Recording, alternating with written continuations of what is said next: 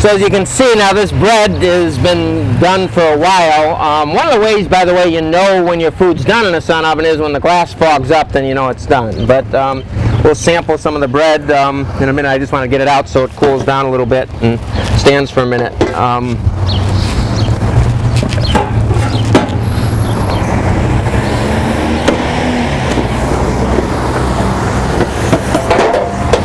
And then you can see in this oven we've got beans and rice, and I'm sure these are done too, and we'll try a sample of that. And you can see we've got a nice sized pot of beans and rice in here, and this is cooked. And I'll serve samples of this. And just what you do to focus the oven is you stand behind it, you set it in the sun, and you stand behind it, and then you look at the shadows the oven casts. So if you notice, the shadow on both sides of the oven is now even, okay? Now, pretty much between early May and the end of September, you do not need to use the back leg at all. When people contact me and they say their sun oven's not getting up to temperature, almost always it's because they overuse the back leg.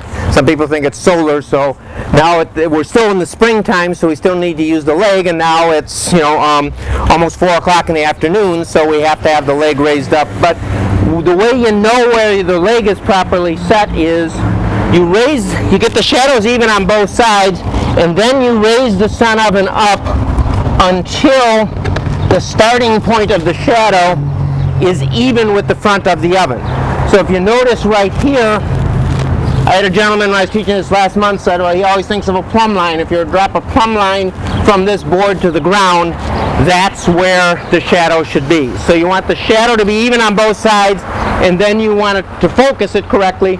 You want to have it so that the oven is raised to a level where the starting point of the shadow is in the very front, and that's all there is to focusing it. Now, keep in mind that whenever you're going to leave a sun oven, you always want to leave it halfway where the sun's going to be in the time you're gone.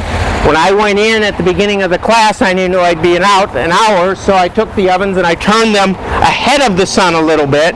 And the same thing as I mentioned, the idea if you're going to cook all day, at noontime the sun's facing due south, so you just have it facing south. Or if it's 1 in the afternoon, you want to eat at 5, then you face it southwest where the sun's going to be about 3 o'clock. And so you always leave it ahead of the sun, so as the sun is passing overhead, you're always getting sunlight shining into the chamber. If I leave it if I left it where it was at 3 o'clock, it would be starting to, when we started the class at 3, the sun would be passing it by. If I leave it halfway in the time where it's gone, I get the maximum effect of the sun for the whole time. So you can see when I take the lid off here, the steam coming out of it, and then you can see we've got nice moist beans and rice. And oh, wow. But even something like this, when my wife makes exactly the same mix on the stovetop or the microwave, we don't get the same taste. The taste in the sun oven even enhances something as simple as beans and rice. That's one of the reasons I like to serve it, because people really enjoy the taste of it, because it is different than what it would be in your if you did it on the stovetop or microwave. You put the same amount of water in this. Normally you put in about 20 to 30% less water. I got here early when it was still cloudy, so I put it in earlier than normal, so I put the same amount of water in because I was cooking it for twice the normal time. So please help yourself to some of the beans and rice here. We've got plenty. So. Well, if you guys are going to be shy. My wife had a question about doing pinto beans in this. Mm-hmm. Can you just put the dry beans in there with water? You can put the dry beans in there in water, and your cooking time, just like on your stovetop, if you pre-soak them, they cook quicker, but it's pretty much the same as doing them on your stovetop. So. Gonna try, Christian. Yeah. I'm changing your name.